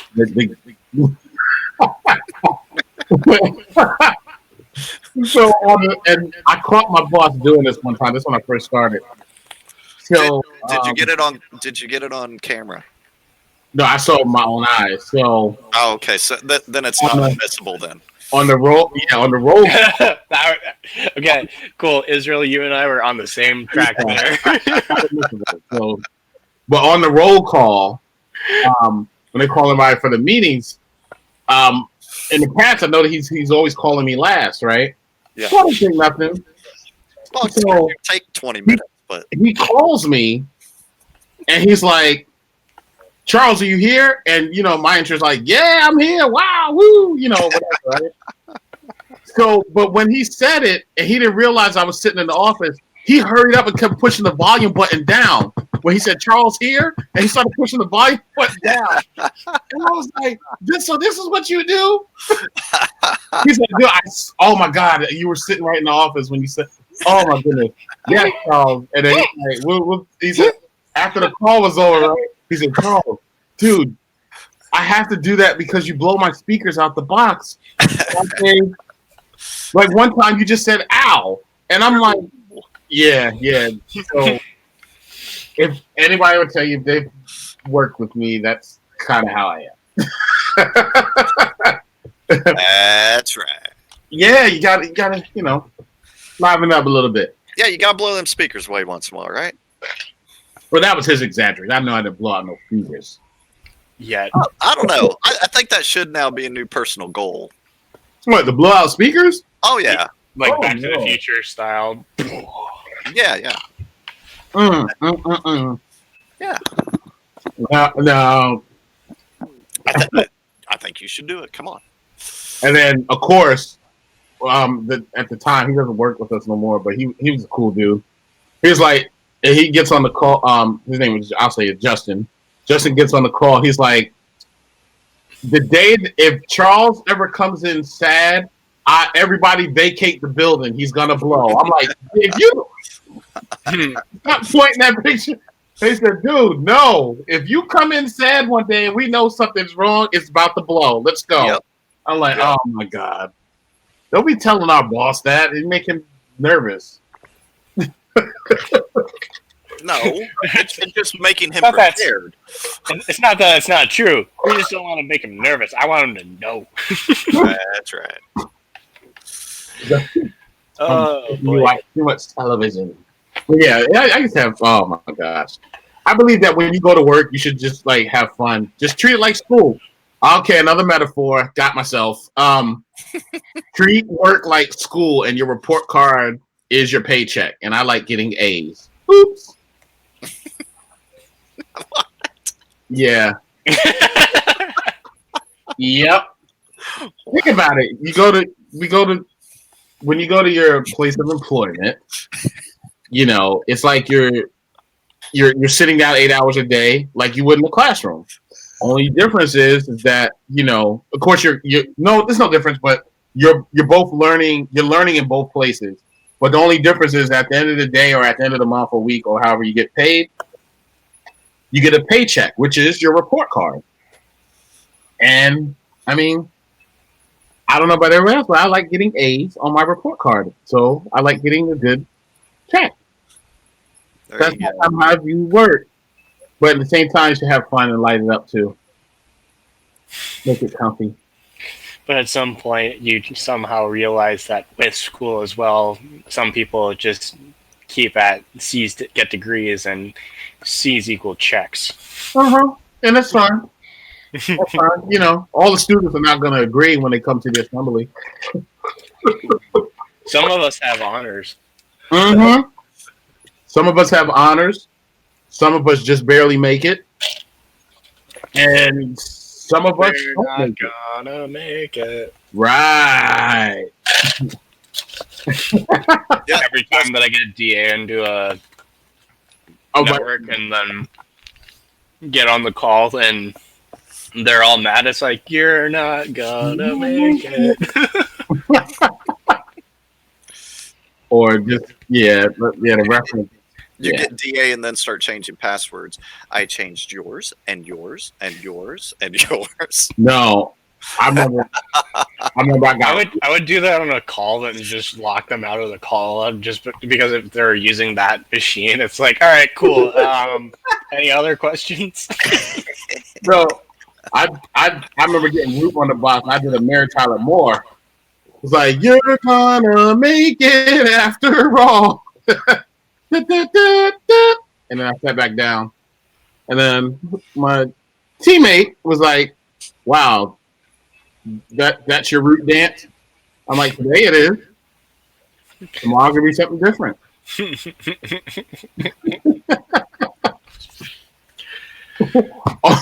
Also too, but on a good note as well too. Also remember, I just want to put this shout out here. Just remember that Mondays is also Mental Health Awareness Mondays. It's not a monthly thing. Mental health is a daily thing, but I chose to declare Monday as Mental Health Awareness Monday. So on Mondays, if you can tweet out something related to mental health, whether it's something to helping with tips on dealing with anxiety and anybody that's dealing with any type of depression, or just call and check on someone. You don't even have to tweet anything out. You could just call and just check on someone, make sure that they're okay. And, you know, I definitely want to promote this every Monday. Nice. So Mental Health Awareness Mondays. Very nice. I always like to put it out there as much as I can. That's right. Yeah. Yeah, Justin just said it's Wednesday. No, it's Wednesday, but I thought about... No, it's Wonderful Wednesday, Justin. We know it's Wonderful Wednesday. You know, I'm just saying, it just hit me on a mental health tip. My mind just works that way. So Mondays are Magnificent Mondays, and it's also Mental Health Awareness Mondays. So if you have somebody that you haven't talked to in a while, haven't checked on in a while, Justin, yeah, please definitely check on them. Make sure that they're okay. Show them that you care. And Justin also said buy Doge now, by the way. So I checked Doge and because I haven't looked at it in like a year and It's been a half.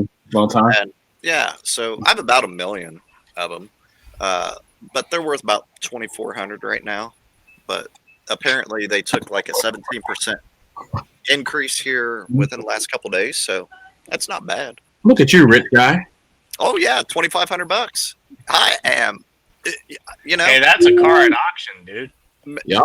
Yeah, maybe Not I'll a just great car, but yeah, it's a car. maybe I'll go buy a Lamborghini with Doge someday. Who knows? Mm-hmm. Hey man, down payment on a Tesla. There you go. Cybertruck. Down payment on a Cybertruck. Oh, it's What do you still think about way Cybertruck? under $1. If Doge ever gets up to the point that it's $1, I am selling it all. But I think there's minimal chance it would ever get up equal with the US dollar. Oh, for sure. Yeah. Especially when it's an altcoin like that.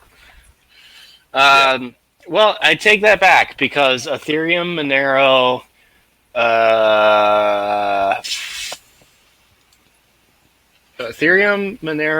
and a couple other ones have hit over $1, and Yeah. up into like a couple hundred.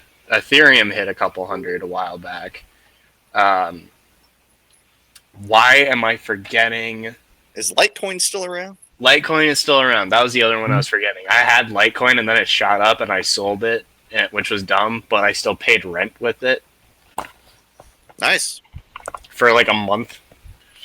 No, I paid rent for it, rent and all of our utilities for like the next 6 months. Yeah. Beautiful. Worked out, There you go. I guess. Hey, it helps. Hey, Cappy, you work out. There you go. There's my bad I work, for the work. night. I work out. I work out.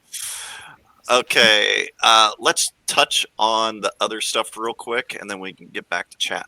Yeah. So everything I have in other stuff is all ransomware because it, I don't know, was a ransomware week. So Emotet actually shut down their campaigns towards the end of last year, and recently they within like the last week or so have relaunched all their campaigns in vacation. massive form, like 2 times more than they were previously. So it must have been a really good year with that company. They let their employees have a 3-week vacation. Yeah, just must have been really nice for them. And now everybody came back all revamped and ready to infect systems. So Emotet is still a thing. And back in play, Ryuk ransomware is now using Wake on LAN to encrypt offline drives or devices. This, because a lot of backup strategies are centered around taking systems offline, and some just shut them down or shut off network-based access. But if they still have that magic packet enabled, guess what? Ryuk can now enable it. Bring that connection up, wipe the drive. Now your backup's smoked. So, yeah, you know, old school is not necessarily a bad thing. You know, actually having tapes. I know nobody likes to talk about tapes and think about utilizing tapes, but tapes still work. So it is something to consider. Offsite backups that fully disconnect, can't do Wake on LAN against. You know, say that connection is only enabled during certain time frames, different things like that, to take your secondary or tertiary backup to. But yeah, it's Cappy. Your mind looks like it's rolling right now. I'm reading the one of the other ones. Oh, okay. Which one? Satan? Satan? Well, yeah, the Saiyan rebrand, and I'm just looking at how it works, and something caught my eye, and What caught your eye? Satan. giant, yeah, exactly. The giant base 64 string that pulls down information through. I hope that's the full string. If not, screw you, whoever posted that. Because then I can't see it and do my own research. Although it's up on Virus Total, so I still gotta get vetted by them. Yeah. But yeah, Satan's been around for a little while. Definitely not as prolific as Emotet or Ryuk. Or Soda no Kibi, or Maze. Yeah. But it's around. It's encrypting, pissing people off. Chinese in origin-ish. Yes. Then the last one I have on here is Phobos, I guess is how it's pronounced. It's been around for a little while. It was one of the first ones after... Or Phobos Group. I know they started right when Eternal Blue malware were kicked off. Yeah. And this one is ransomware as a service too. As is most of these. I mean, that's really the better business model, you know? It's a little bit more profitable than having your own security startup at this point. Yeah. I mean, essentially, these are all probably devs on the back end. And not the actual hackers. You know, the actual hackers are the ones who are paying to get the code. And then these are probably just a highly skilled set of devs on the back end. But yeah, we got this one out there running too. I mean, there are so many different ransomware strains. And I threw Malwarebytes, labs article on here. I did want to point out towards the very end of it, what did they say? They have their IOCs. This is an final article. note. If you have, I forget which one, but one or if not all of these also will kill out your shadow copies if you do have those enabled. Which, yeah. If you have all your personal and organization resource properly locked down and secured, and you or your organization adhere to good cyber hygiene practices, there is little to be feared about Phobos or any ransomware in general. That is the biggest BS statement ever. Because Malwarebytes still fully hash and signature based. And so if you change it up enough, change your pieces and parts in the ransomware or the malware up enough that they haven't detected it, and attackers are going to sandbox their stuff with Malwarebytes and other, solutions to, offline to make sure their stuff isn't detected. As soon as you release that, they're not going to have a signature made up for it quickly. So, yeah, it takes a while. Yeah. Unless it's like really big, like this is going to cripple anything that their stuff is on, then they'll put it there. A lot of it kind of goes through Virus Total at this point. So, interesting note for Justin Brown in chat. He's gone at this point. It's not Eternal Blue. This one is Blue Keep. So, have fun with your RDP being out to the internet. Yeah. Yeah, this one does go over RDP, so yeah, be aware of that. Yeah, ransomware's moving over RDP now. Woo-hoo-hoo! And crypto jacking, which I thought was hilarious. Yeah. The first thing was with Blue Keep was not a botnet that would, not a botnet, not a ransomware campaign. No, just some dude loading up a PowerShell script and that runs a base 64 string to download a Monero miner. Hey, you got to have a proof of concept. I want to know that. I want to find that guy just to be like, "What were you thinking?" And if he says he's a student, I'm going to be like, "All right." You want to come work with me? Pretty much, actually. Like, yeah, let's talk. All right, we're gonna talk real quick, but yeah, and that was just using the Metasploit module. That story, anyways. Yeah. I'd almost like spin my own off of their code, but at least get the script general thing down, change up a couple things. Oh, speaking of Metasploit, for anybody who doesn't know, you're not going to be able to use raw. Well, you shouldn't be able to use raw Metasploit output without modifying it and be able to do anything within an organization who has any type of security controls in place. That's what You shouldn't.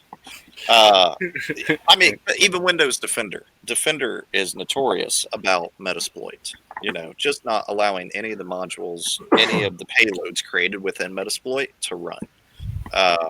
You know, picking them pieces and parts of it apart, and finding it. Even something as simplistic as Defender. Not even talking like getting up to ADP or any of the really high paid products. So yeah, I've got actually a good comment on Windows Defender. So with my research, I download a lot of code that is not safe, and there have been a couple of times where I've downloaded code and I've like saved it all and whatever, and I've put the syntax on it and whatever so that I can read it better.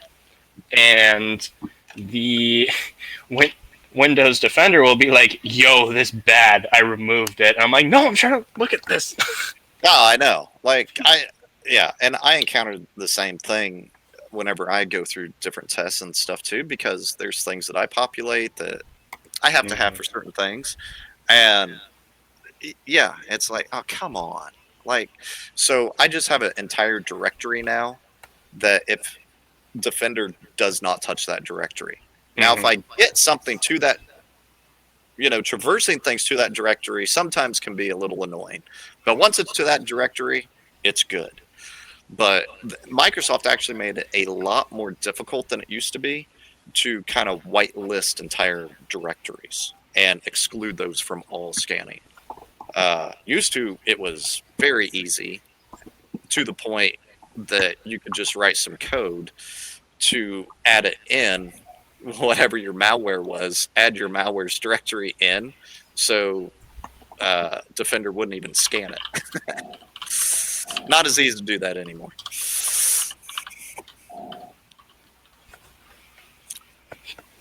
Who's got the Darth Vader breathing going on? So it's me this time. That's Charles and I chatting back and forth. Oh, behind sure. You. It's no biggie. Nice. Wait, nobody hears that? Just me? Oh, yeah. I heard it. Well, yeah. Whoever's got speakers, like you can, like. I blame Tux loves you. Could be Tux. Nah, Tux is muted. Is he? Oh, yes, says he's muted. So. What's up? What's up? Yeah, Well, that it's not shows true. the girl is muted We're too. hearing heavy breathing. Yeah, Nah, where is that coming from? It's the chat, guys. Not me. Watch this. I'm gonna press enter now. Oh, No, you Yeah. pain in the ass. So it plays for all of us, and if someone's got speakers on it, sometimes will come through. You're I such have no idea if that showed up on stream at all. So it only plays for us. Oh, now I feel special. Getting to hear some heavy breathing going on there. Thanks, Cappy. See, this is why I'm back. All right. Well, we've basically covered everything. Including the fact that Jitsi just likes to have Darth Vader as their chat notification. Running out to get a late dinner. I want to try something. I know we'll never make it a regular, but would eating one Impossible Burger just to see what it's like give me instant bitch tits? Not Not that I only instant, have a little already. but if you were to eat it over Oh, time, come I on. mean, just because soy will do that. I've heard mixed things on that because I remember talking on a fitness board and people say that, but Here's how I'm going to react to this whole conversation. I'm just gonna do one of these real quick. I'm out. well, anybody else got anything they want to say on the public stream? Hack the planet. Hack all the things. Drink all the booze. All right, in that case, Hack all the things. Hack them all. Hack them all. Next Wednesday. Yeah, next Wednesday. See y'all next week. Bye. Bye bye. Bye bye.